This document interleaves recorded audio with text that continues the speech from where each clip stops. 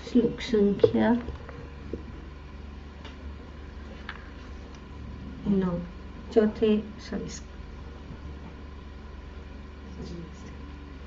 हरे कृष्ण। तो आज हम श्रीमद् भागवतम के चौथे स्कंद के 25वें अध्याय के श्लोक संख्या 9 को पढ़ रहे हैं और उसको समझने की कोशिश कर रहे हैं। तो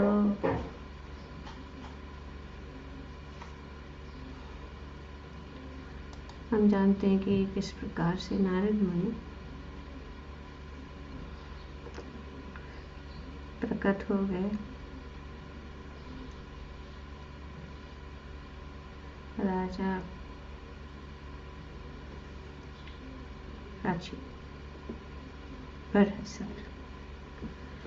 तो राजा प्राचीन बरहिसत के महल में पहुंच गए और उन्होंने देखा कि वे लगातार बहुत सारे जो ये कर्मकांडीय यज्ञ में लगे हुए थे और उन्होंने उनको देखकर उनको दुख हुआ कि जो वे कर रहे हैं वो इंद्रियों संबंधित है,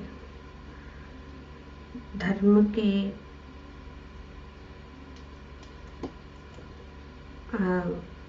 मार्ग के अनुसार ये करना जरूरी है, लेकिन जिस प्रकार से वे कर रहे थे वे उनको सही मार्ग पर नहीं ले जा रहे। पिछले श्लोक में उन्होंने कहा क्योंकि जब यज्ञ होता है तो उसमें बहुत सारे पशु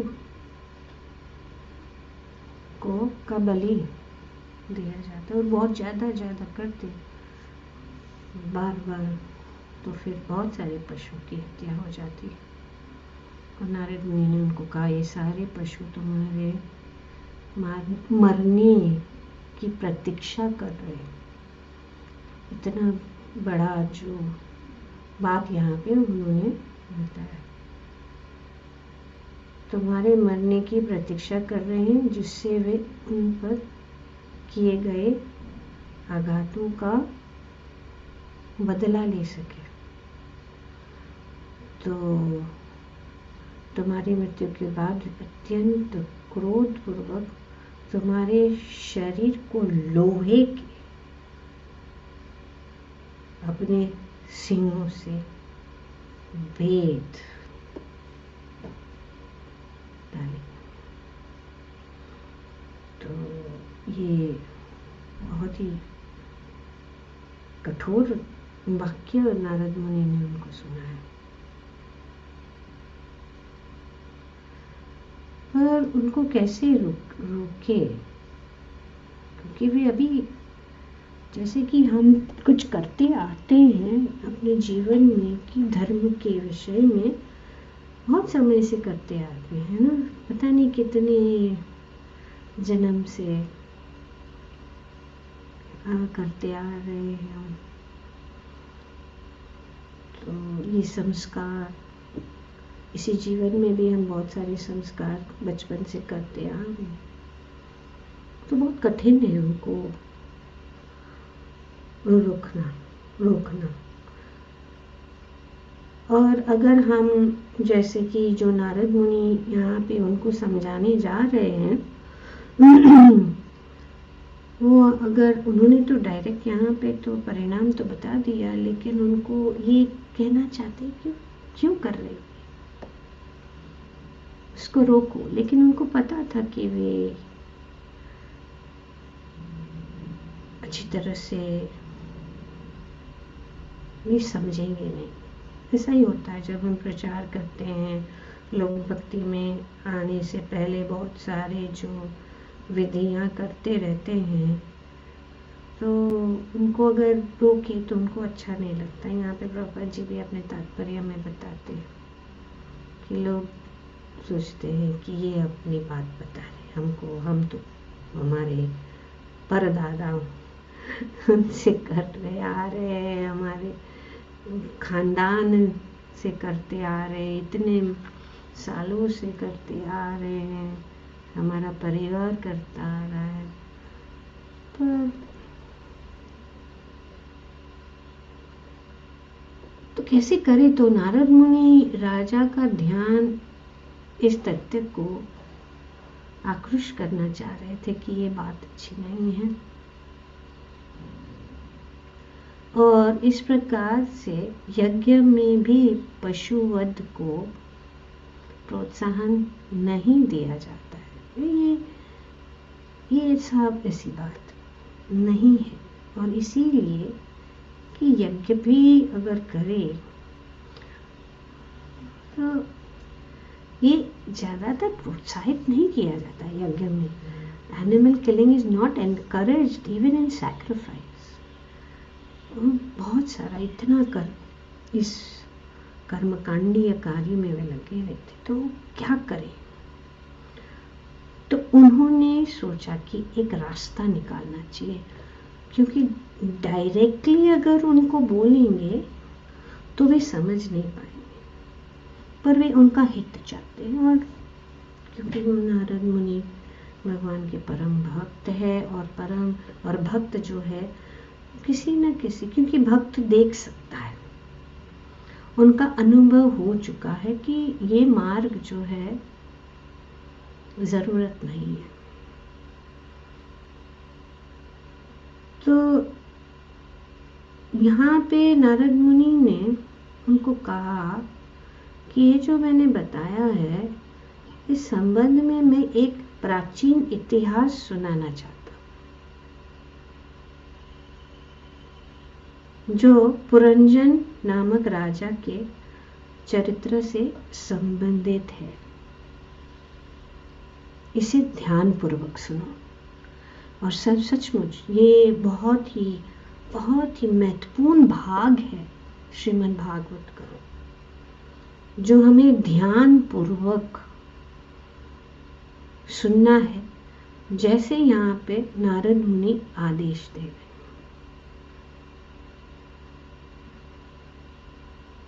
तो ये उनका मन जो है, वे प्रभुपाद जी बताते कि नारद मुनि एक दूसरे प्रसंग की ओर मुड़ गए। यह था राजा पुरंजन की इतिहास। अभी ये राजा पुरंजन का इतिहास वो बताए। पर असल में ये राजा प्राचीन बरहिसत की का इतिहास है,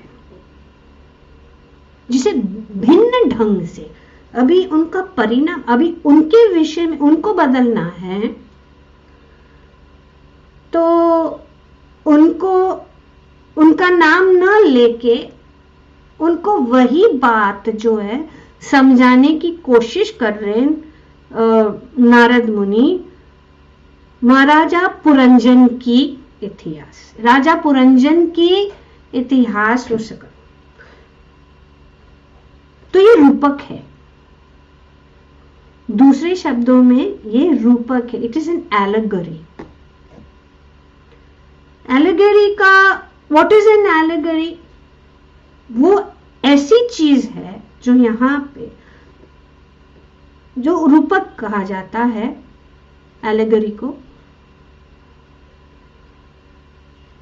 तो ऐसी रूपक कथा या नीति कथा, ये एक ऐसी कहानी है या कविता है या चित्र है जिसमें पात्र, घटनाएं या वस्तुएं किसी गहरे नैतिक, राजनीतिक या आध्यात्मिक अर्थ, जैसे कि सत्य, बुराई, मृत्यु। तो डायरेक्टली अगर कोई असत्य की ओर जा रहा है तो उनको बोलेंगे नहीं है, तो उसको इनडायरेक्ट, मतलब एक दूसरी एक रूपक के द्वारा, एक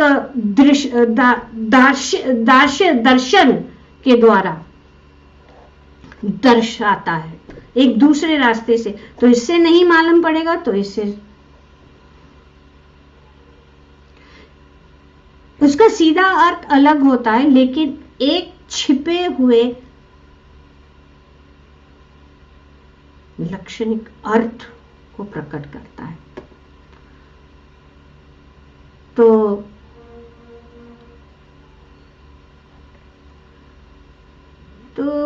जैसे कि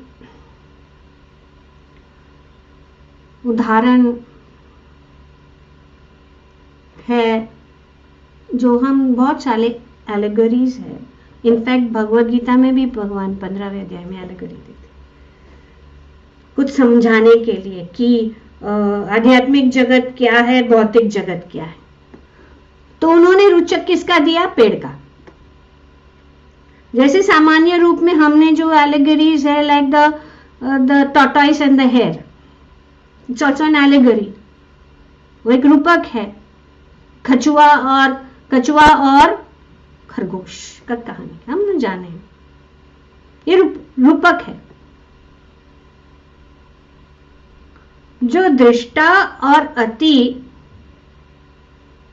मतलब दृढ़ता और आत्मविश्वास के छुपे हुए अर्थ को दर्शाता है।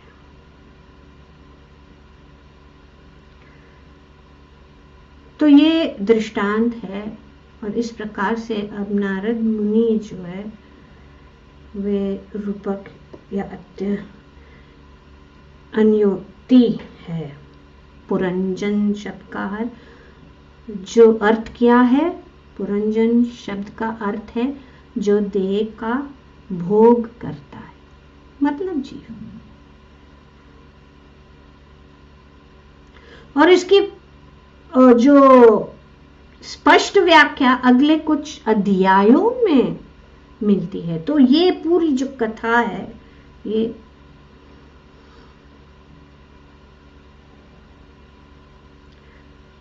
यहाँ पे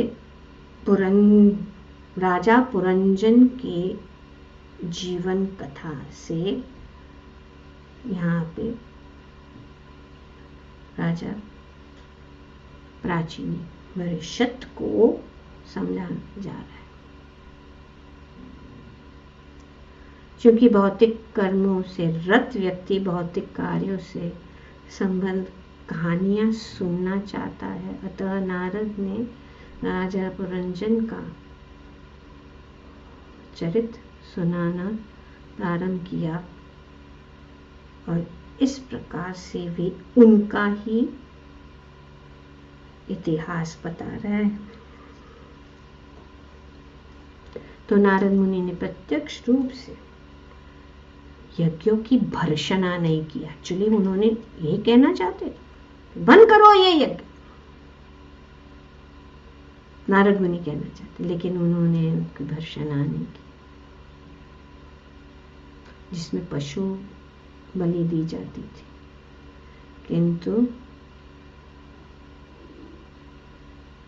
जिस प्रकार उदाहरण यहाँ पे बताया जाए कि भगवान बुद्ध ने प्रत्यक्ष रूप से ऐसा कहा, अभी ये नारद मुनि अभी इनडायरेक्टली कह रहे, पर भगवान बुद्ध डायरेक्टली कर दिया तो लोग उनके खिलाफ हो गए, क्योंकि वे ये यज्ञ जो है शास्त्र में होता है और ये शास्त्र के विरुद्ध है। तो जो शास्त्रों के विरुद्ध जाता है वो जो उसका इसको रिजेक्ट किया जाता है। जैसे कि यहाँ पे प्रभुपाद जी दे रहे हैं कि अगर ऐसे, और नारद मुनि नहीं चाहते थे, ये वे चाहते थे कि किसी और रूप से, डायरेक्टली नहीं, क्योंकि एक्चुअली भगवान बुद्ध को समय नहीं था, क्योंकि बहुत यज्ञ कर करके बहुत सारे पशुओं का वध। जयदेव गोस्वामी ने अपने दशावतार स्तोत्र में बताया, निंदसी यज्ञ विधि आहा श्रुति जातम। तो उन्होंने कितने कितने श्रुति जातम का मतलब वेद में बताया गया कि क्या करना है, पशु का बलि चढ़ा के यज्ञ करके हम उसका भौतिक लाभ प्राप्त कर सकते हैं। इसलिए बुद्ध को क्या कहा, उन्होंने रिजेक्ट किया, उन्होंने उनको कहा कि नहीं, ये जो है क्या है, नास्तिक विचार। पर नारद मुनि चाहते थे कि वेद को भी बनाए रखे और राजा प्राचीना परिषद को कर्म कांड के मार्ग से दूर ले जाए। तो बहुत ब्यूटीफुली उन्होंने use the allegory to explain, क्योंकि जैसे कि बहुत सारे लोग महाभारत को समझना नहीं, वो दे यूज एलिगोरिकल मीनिंग्स महाभारत में भी। तो ये सब शास्त्र या लोग समझाने के लिए, पर ये युद्ध है और जो वेद का जो बताए चीज है वो जो है धार्मिक है, उसको हम पक्के रूप में नहीं कर सकते हैं। पर आज के लोग जो हैं वो समझ नहीं पाते हैं। जब रियल चीज़ बताया जाता है तो उनको ये समझ में नहीं आता है अच्छी तरह से। तो जैसे कि वो लोग कहते हैं कि ये जो कुरुक्षेत्र है, ये मन और जीवन, क्योंकि मन और जीवन में हमेशा संघर्ष होता रहता है, तो ये और क्या सही है क्या गलत है, ये संघर्ष चलता रहता है। तो ये युद्ध है, what is right what is wrong, कौन सी चीज सही है, कौन सी चीज जो ऊंची है, कौन सी चीज निम्न है, उसको कैसे हम उससे बाहर निकले, उस ये युद्ध हमारे जीवन में। तो ये लोग कहते हैं ऐसे allegorically they try to explain the constant conflict which is going on inside us, the struggle between right and wrong, the battle between higher values and lower desires. तो वो ऐसे एक्सप्लेन करते हैं कि ये एक युद्ध स्थली ही नहीं है, पर ये एक अंदर का जो हमारा युद्ध चलता रहता है, हमारे अंदर जो युद्ध चल रहा है, मन के अंदर जो युद्ध चल रहा है। तो इस प्रकार से लोगों को समझ में आता है। और खास करके लोग जो नास्तिक विचार वाले हैं, वे महाभारत को समझना चाहते हैं या रामायण को सुनना चाहते हैं या भगवद गीता, तो ये एलिगोरिकल मीनिंग्स कभी कभी कुछ लोग यूज करके, लेकिन इस समय की ये यहाँ पे श्री नारद मुनि, इनकी इच्छा है कि तुरंत उनको जल्दी से ये कर्मकांड का और ये यज्ञ से बाहर निकली। तो उन्होंने उसकी निंदा नहीं की। तो उन्होंने अगर कहते कि ये सब छोड़ दो, जैसे हम डायरेक्टली लोगों को बताते हैं कि आप छोड़ दो, चाय पीना छोड़ दो, प्याज लहसुन खाना छोड़ दो, और वो लोग इतने समय से खा रहे, अभी ये देवता की पूजा छोड़ दो, ये यज्ञ की पूजा छोड़ दो, ये तो उन लोग को नहीं गला जा सकता। तो इसीलिए अगर वे कह देते हैं महाराज को कि ये बंद करो, तो शायद वो नहीं सुनते उनकी बात। तो उन्होंने ये एलेगरी तो की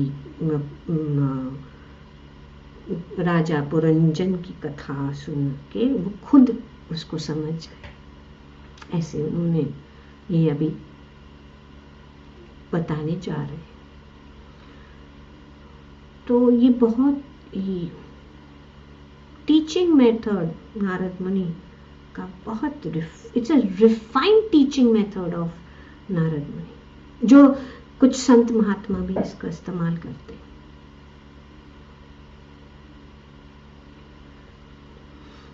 तो उदाहरण भगवान ने भी इसको इस्तेमाल किया है 15वें अध्याय में, ऊर्ध्वमूल अधः शाखम, कि किस प्रकार से ये जो भौतिक जगत और आध्यात्मिक जगत में जो भी है इस भौतिक जगत में है, लेकिन प्रतिबिंब है, उस प्रतिबिंब में अगर कुछ पकड़ना चाहते हैं, जल में कुछ पकड़ना चाहते हैं, वो अस्थाई है, हमेशा के लिए नहीं है। तो इस प्रकार से भगवान ने भी ये समझाने की कोशिश की। अब यहाँ पे नारद मुनि भी बता रहे हैं। तो उनका उद्देश्य ये नहीं था कि ये यज्ञ की निंदा करे, हाँ, ये सकाम कर्म की निंदा करे, पर वे उनको ऊपर उठाना चाहते, उनको उनकी जो है भावना को ऊपर उठाना चाहते, और वे ये बताना चाहते थे कि किस प्रकार से हमारी ये जो सकाम कर्म के प्रति अगर हमारा लगाव हो जाए तो क्या होगा, हम इस भौतिक जगत में जकड़ के रहेंगे, भौतिक जगत से नहीं निकल। और परम लक्ष्य या सबसे उत्तम लक्ष्य, मतलब जो असली लक्ष्य क्या है, वो ये बताना चाहते हैं कि भक्तिमय सेवा या आत्मा साक्षात्कार का ज्ञान, और वो क्या है, भगवान श्री कृष्ण के प्रति भक्ति। तो ये उनका करुणामय दृष्टिकोण था, और करुणामय दृष्टिकोण से वे महाराज को ये बात सिखाना। तो उन्होंने कहा कि वैदिक कर्मकांड को जो है उसका क्यों एक गलत, उन्होंने ये नहीं कहा कि गलत है, बल्कि उन्होंने कहा कर्मकांड की सीमाएं, कर्मकांड की सीमाएं, कर्मों से होने वाला बंधन।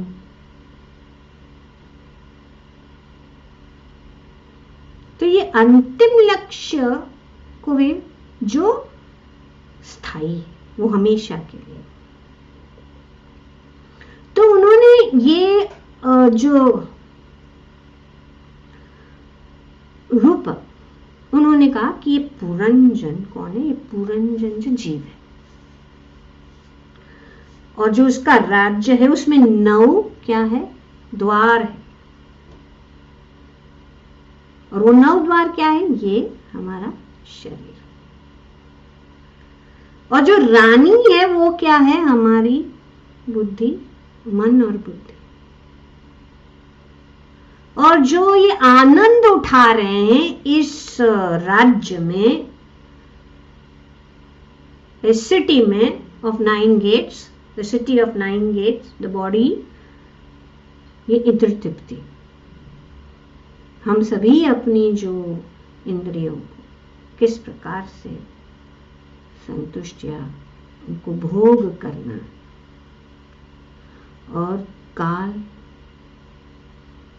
जो बुढ़ापा और मृत्यु है, और फिर पुनरपि जननम पुनरपि मरणम। तो वे ये समझाना चाहते थे कि जो कर्मकांडीय विधि है वो आत्मा को मुक्त नहीं कर सकता, इन सब उदाहरणों से नहीं मुक्त कर सकता। Rituals alone can not free the soul. तो तुम क्या करना चाहते, क्या प्राप्त करना चाहते, यही बात मुख्य है कि हमें समझना है कि हमें क्या चाहिए। क्या हमें भौतिक सुख, लाभ, धन, संपत्ति, स्वास्थ्य, ये सब चाहिए कि हम हमेशा के लिए मुक्त? तो हम कितना समय गवा रहे हैं इन सब चीजों का। ये नारद मुनि यहां पे कि क्या मिलेगा, इसका फल क्या है, ये विधियों का फल क्या क्या हो सकता है? हमें सिर्फ जो है भौतिक लाभ मिल सकता है। और ये बहुत हम समझेंगे कैसे, क्योंकि नारद मुनि अभी पूरा जो है इन सब पॉइंट्स को ये क्लियर करेंगे। और उन्होंने ये बहुत सुंदर जो महाराज राजा पुरंजन की कथा में वे सब जो है उन हमें ये समझाने की कोशिश कर रहे हैं। और राजा राजेंद्र सत को भी यही समझाना कोशिश कर रहे हैं इस कथा के बारे में। इसके लिए उन्होंने कहा कि कथा को जो है समझना और ध्यान पूर्वक पढ़ना। और दूसरी बात हमारे लिए ये है कि इस कलयुग में तो ये सब विधि और ये सब यज्ञ वगैरह जो है निषिद्ध है, हो ही नहीं सकते। हम समय वेस्ट कर रहे हैं सब चीज को लिए। प्राप्ति भी अगर हम कुछ करना भी चाहते, चलो मान लो, तो वो बहुत कठिन है। जैसे कि प्रभुपाद जी ने अपने तात्पर्य में बताया कि बहुत डिफिकल्ट है करना। उसको कहाँ कितना समय परिश्रम करना होगा उस सामग्री को प्राप्त करने के लिए। एक साधारण फूल भी नहीं कर सकते, कमल का फूल नहीं प्राप्त कर सकते आसानी से। कितना और क्या कर रहे, किसके लिए कर रहे, that is the main point. वो समझना है। क्या हमें भौतिक सुख चाहिए या हम हमेशा के लिए सुखी होना चाहते हैं, इसलिए भगवान के धाम में जाकर हमेशा उनकी सेवा में रख के सुखी हो इसमें लगे। और इसीलिए श्री चैतन्य महाप्रभु ने संकीर्तन यज्ञ, जिसमें कुछ चीज, कोई भी चीजों की जरूरत नहीं है, हरे नाम एव केवलम कलौ नास्तेव गति अन्यथा परम गति को प्राप्त करने का कोई रास्ता ही नहीं है। पर हम जो है ये समझ नहीं पाएंगे। हमारा मन जो है हमें एक प्रकार का विचलित कर देता। अरे को ये बंद करने से हमारा कुछ बुरा तो नहीं हो जाएगा, हमें रोग बने तो नाराज तो नहीं हो जाएंगे, देवता नाराज नहीं हो जाएंगे, देवी नाराज नहीं हो जाएगी। यही बात इसके लिए श्री नारद मुनि अभी एक कथा के रूप में समझाने की कोशिश कर रहे, क्योंकि अगर हम कहें कि मत करो, जरूरत नहीं, मानते नहीं, क्योंकि भगवान श्री कृष्ण, श्री चैतन्य महाप्रभु जो स्वयं भगवान श्री कृष्ण है, उन्होंने इस युग के लिए युग धर्म को स्थापित किया है, अपने हाथों से आके स्थापित किया है। और उन्होंने कहा कि संकीर्तन यज्ञ करो, बस यही करो। शास्त्र भी कह रहा है कि यही करो। परम विजयते श्री कृष्ण संकीर्तनम न धनम न जनम न सुंदरी। ये तो वैसे भी प्रारब्ध से, अगर हमारे प्रारब्ध में लिखा हुआ है जो भी हमें मिलना है वो मिलेगा ही, लेकिन इस कर्म बंधन में हम फंस जाएंगे और ये कर्म बंधन से हमें मुक्त होना है। अनवाइंड बंधन को, जब बंधा हुआ है व्यक्ति, उसको उससे बाहर निकलना है। और ये निकलने का एक ही साधन यही है, सिंपल, सरल, सुगम साधन। हरे कृष्णा कृष्ण कृष्ण हरे हरे, हरे राम राम राम हरे।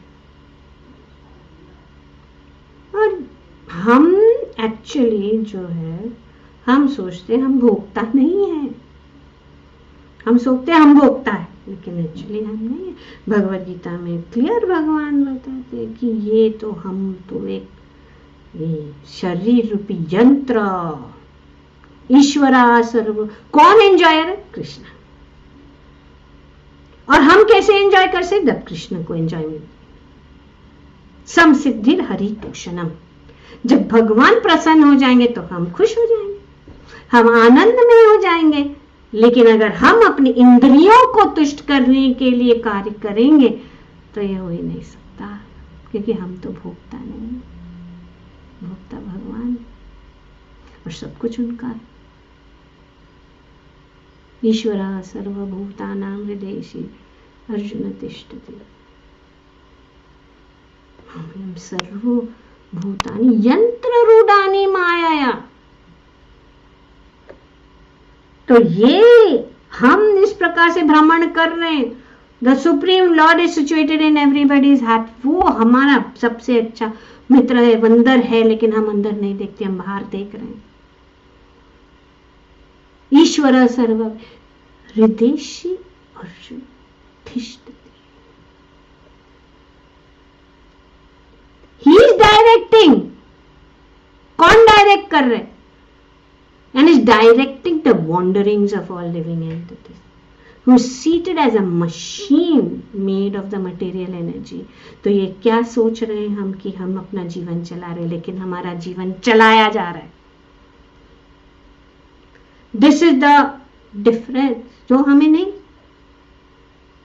हम सोचते कि हम इस भौतिक जगत में एंजॉय कर रहे हैं, but actually we are being enjoyed. We are not the enjoyers. We are being enjoyed. And it is a fact. अगर हम में शक्ति है और अगर हम कंट्रोलर है, तो हम अपनी इच्छाओं को कंट्रोल क्यों नहीं कर सकते? We cannot stop desire. हम इच्छाओं को रोक सकते? कितना चाहते हैं कि हम इस इच्छाओं को रोक देंगे? How can I stop this desire? Can we do it? No. समय को रोक सकते? नहीं, हमें हमेशा जवान रहना है। I don't want to become old, I don't want grey hair. Can I stop? I can only do stop gap situation. अभी बाल काले होने गए तो पेंटिंग करो, डाई करो, पर है तो है ना। आई वेंट, अभी कुछ दिन पहले मैं हेयर कट के लिए गई थी, तो मैंने कहा कि die, can you suggest a dye which will make my hair very dry? इसे मैडम आपका तो पूरा 100% ग्रे हो गया है। अच्छा है, आपको इसको ग्रे छोड़ो। And I really felt why, okay इसको छोड़ो, अभी काले बाल करके क्या है, वो तो सिर्फ कवर, और उसमें क्या समय भी जाता है। एक तो हेयर कट के लिए जाना ही समय निकालना पड़ता है, और ऊपर से हेयर ग्रे करने के लिए इतना समय वेस्ट होता है, और मिलेगा क्या? कुछ नहीं, वापस वही बात होती ही रहेगी, वो स्टॉप नहीं होगा, क्योंकि वो 100% वैसे भी जो है सफेद है बाल, तो सफेद ही होने वाला ही है। क्या हम उसको रोक सकते कि नहीं बाल तो रुक जा, कंट्रोलर है ना हम, अभी पूरा काला ही चाहिए हमेशा के लिए? नहीं, you can not stop time. हम बुढ़ापा को नहीं, हमको जवान, okay, all different kinds of different serums and ये करके हमारा जो है वो सब हो रहा है, उसको रख सकते।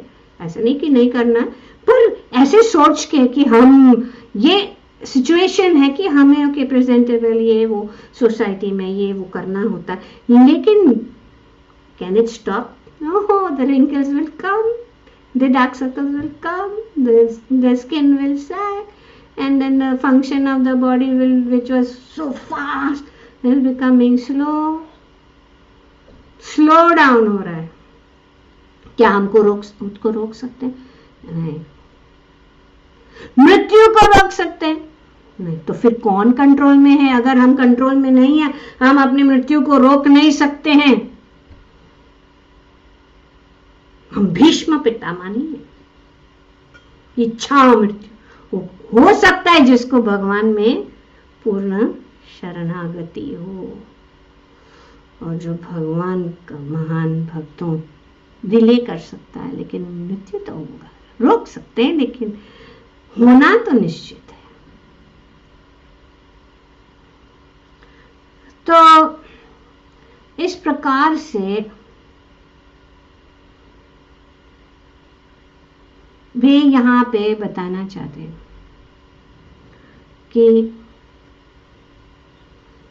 ये सब इच्छाएं बिना पूछे आ जाते हैं, मन इधर उधर खींचता जाता है, समय सब कुछ आगे ले जाता है, प्रकृति के गुणों से संचालित है, हम कर्म से बंधे हुए हैं, काल द्वारा नष्ट होने वाले हैं, फिर भी सोचते हैं मैं मालिक हूं।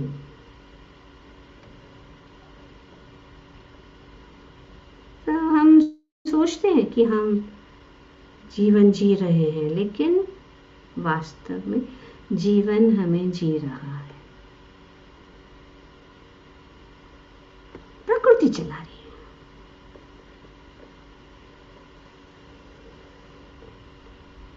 और हम देखते हैं कि इस कारण ये सब जो आसक्ति और जब पुरंजन अगले जन्म में वे क्या बने, स्त्री बने।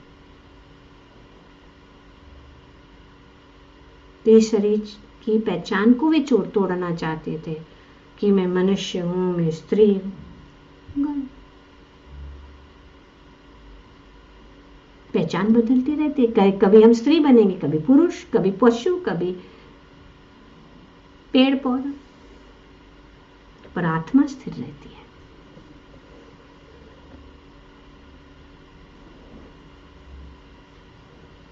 तो ये देह का जो अभिमान है उसको नष्ट करना है। वो कैसे नष्ट करे, इस प्रकार से नारद मुनि बहुत ही शक्तिशाली ज्ञान यहाँ पे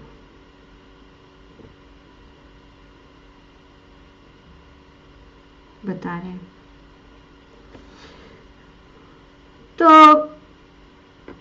उन्होंने बताया कि हम यहाँ वहाँ खोज के लिए जाते हैं, लेकिन हम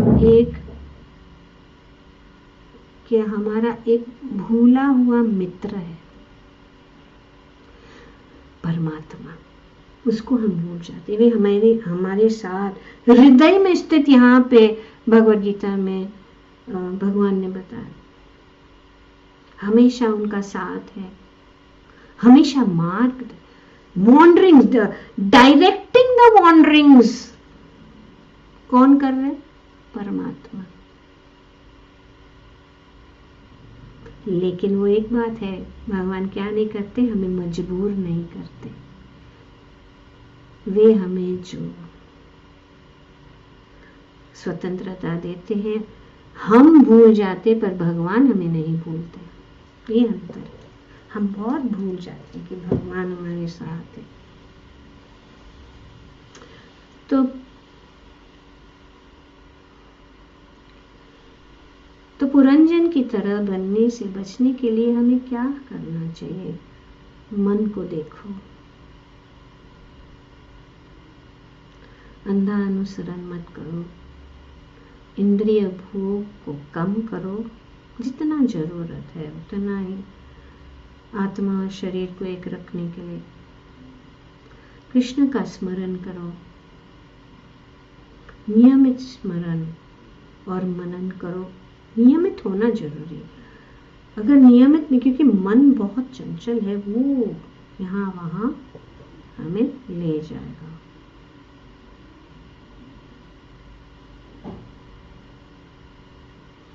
तो जब समय हमको मजबूर करता है, उसके पहले जागो।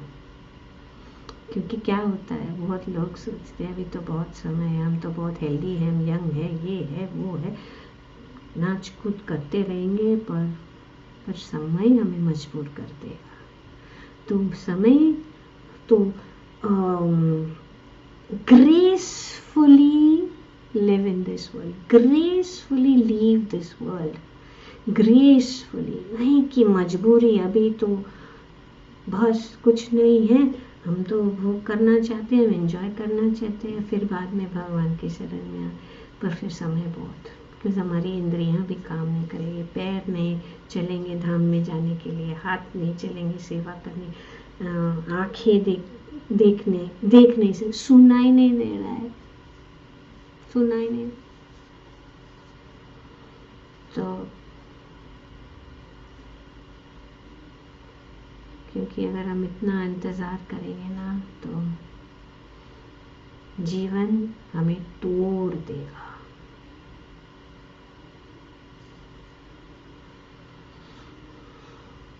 तो जब तक हमारे पास चुनने की शक्ति है तब तक सत्य को जान लो कि सत्य क्या है, और परम सत्य को जानो, और परम सत्य कौन है? Shri Krishna. He is the absolute truth. Absolute परम सत्य का अर्थ क्या है? What is the meaning of absolute truth? Many times we have discussed it. Yes, Mataji, something that doesn't change with time, place or situation. yes. जो वस्तु या जो व्यक्ति, और ये परम सत्य व्यक्ति है, ईश्वर परम कृष्ण सच्चिदानंद विग्रह, इनका परम सत्य कौन है? व्यक्ति है, और वे नहीं बदलते, और हम भी नहीं बदलते। आत्मा हमेशा के लिए, दूसरे अध्याय में भगवान ने पूरा आत्म साक्षात्कार का ज्ञान दिया है। जो चीज देश काल और परिवर्तनशील वातावरण से नहीं बदलता, उसको परम absolute truth is that truth which does not change with time, place and circumstance. Clear? That is absolute truth. अभी कलयुग क्यों ना हो, या सतयुग क्यों ना हो, या वातावरण युद्ध का क्यों ना हो, या हम गरीबी में हो या अमीरी में हैं, वो सत्य हमेशा रहे।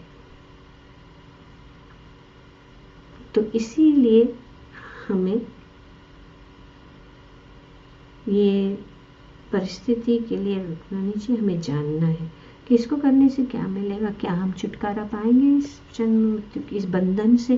पर ये जो है कर्म बंधन आदि कर्म में बांध लेंगे हम, जो है क्या होगा, इसको कहते सकाम कर्म करने से हमें क्या मिलेगा? सकाम कर्म करने से हमें फल मिलेगा, पुण्य कमाएंगे।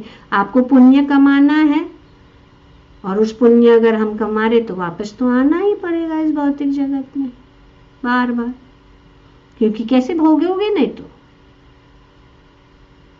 अगर हम बुरा कर्म करेंगे तो भी आना पड़ेगा, अच्छे कर्म करेंगे तो भी आना पड़ेगा। तो इस चक्कर में हम लोग घूम रहा हो जाते हैं और अपने लक्ष्य को नहीं भूलते कि ये वाहन है, मनुष्य रूपी वाहन है, उसको हम ऐसा बहुत अच्छा मौका प्राप्त हो रहा, ये एक क्या है, एक दरवाज़ा है या खिड़की है जिससे हम इस बंदी घर से करके बाहर निकल सकते हैं, और हम मुक्त हो जाएंगे भगवान की श्री चरण कमल में। हम जो है अपने आप को पाएंगे। ग्रंथराज श्रीमद् भागवतम की जय। ओम तत्सत। Thank you very much. Hare Krishna.